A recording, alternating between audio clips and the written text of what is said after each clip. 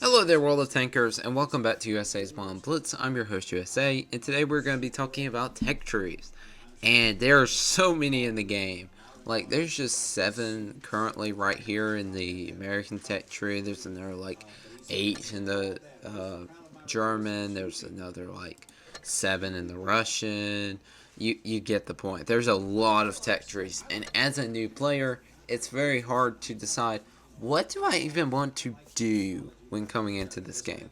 And as I know, there is a lot of new players coming into this community, and I appreciate all of you coming into this wonderful community that I have enjoyed for many years. I absolutely love this game.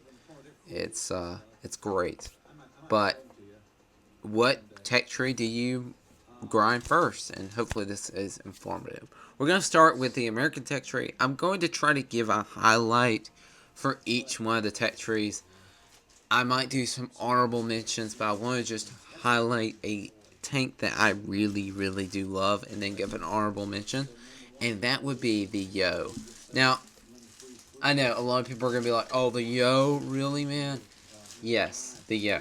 And the reason being is that the Yo line is just so good for what it is. It used to be the E5, but now it's the Yo because of the really good consistent armor of all these tanks, except for like the M3 Yo. It doesn't really have armor, but the other ones they have really good consistent armor, and they have high damage output very quickly, which is perfect for new players because all you have to do is just hit the button, boom, and then you back up. There's nothing too deep about it. It's very consistent. It has good accuracy because most of these tanks have, I believe this entire line has accuracy consumables also, and the base accuracy is not that bad. So starting from that line, of course, you're going to have the M7. The M7 is pretty good. The T1, it's seen better days, bro. It's alright. It's not really that great, but it's alright. The M6, it's good. It's good. I mean, and then the Yo and the M3 Yo, these tanks, the Yo regular, the M7 Yo, not great really, but the M3 Yo is pretty good for what it is. You have a lot of potential damage. You're fast. You have okay-ish armor. You only have armor in the turret, so be very careful with that. But the M5 Yo is really where it gets started, and then the M6 Yo is really good. So if I were to pick a line, it would be this. I am going to do an honorable mention for the E4 because the E4 line is just, oh my goodness, because of the T30. I cannot tell you enough. The honorable mention is going to be the T30. If you just got up this line and stopped at the T30, that would be good. But the E4 is really good too. I just can't play it. I'm just really bad at it. It's the reason why I have a 40% win rate in the thing. I don't know why I can't play it, but I can't play it.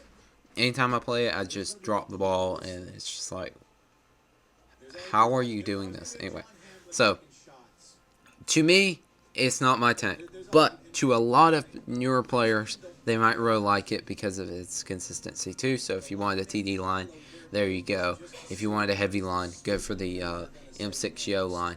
The E5 line used to be good, but it's not as good now because the M103 got nerfed and the T30 got nerfed and T29 is good.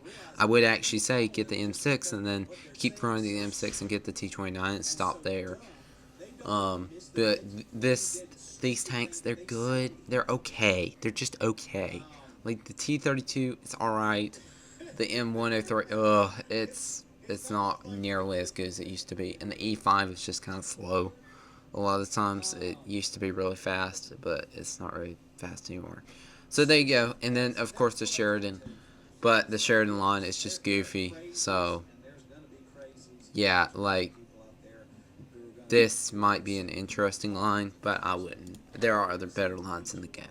Alright, so for the German line, I want to give a really...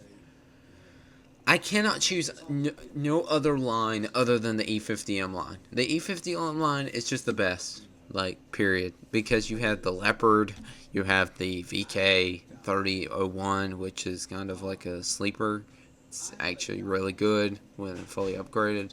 The Panther is really good. The Panther 2 is decent. And the E50, yum. It's so good.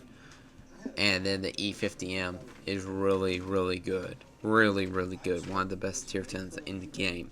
Now, if you wanted a heavy, I guess you could go E100 because the E100 line is just so good too. The only thing is that the E50M is just so good that I have to suggest that. But what you should do is just grind down this, get to here, grind both of these tanks out, grind this, grind this, grind this, stop. Maybe get the E75, and then move down here. Because those tanks are just really good. The rest of them are alright. The Yak Tiger's really good. And, you know, Tiger P's not bad.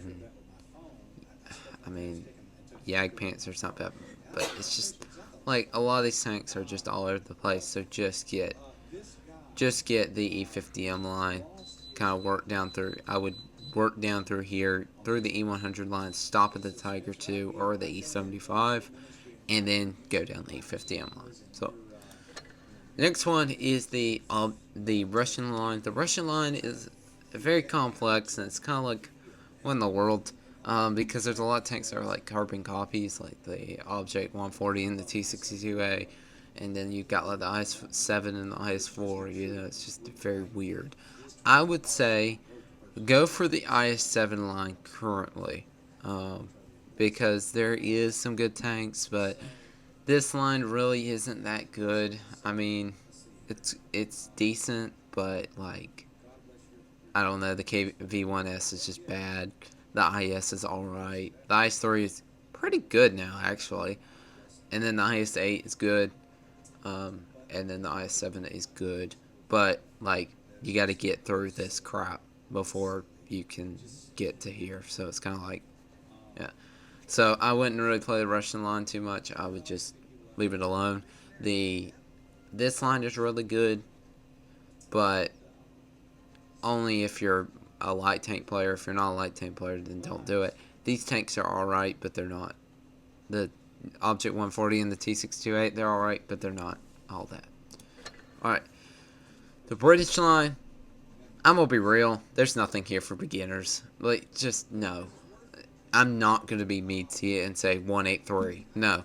Don't go to 183. Please. Please just save yourself the torture of all of these tanks. These tanks are all just slow and just painful, and then you finally get to the tortoise and you're like, oh, and then you get to the 183 and it's just like, you just nuke everybody. But nuking everybody doesn't mean anything when you have camo that is like -5 and you're kind of slow too. I don't know. No. Yeah. So, I would just say skip this whole tech tree for right now. In the future, go watch tank reviews on these tanks. Then maybe you can go back to them. This one, I mean, I guess the Type 71 line, because the Type 71 line is really good. All these tanks are really good. The Mitsu is alright. The Juno is good. The Juto is good. The Chisei is good. The Type 68 is good. And the Type 71 is good. So, yeah. Just grind down this one. That is really good. The STB is really good, but you have to get through this crap show. So, I would be careful when grinding this line. And then, of course, you have the Hori line. And the Hori line has gotten better, but I would just ignore it. Just get the Type.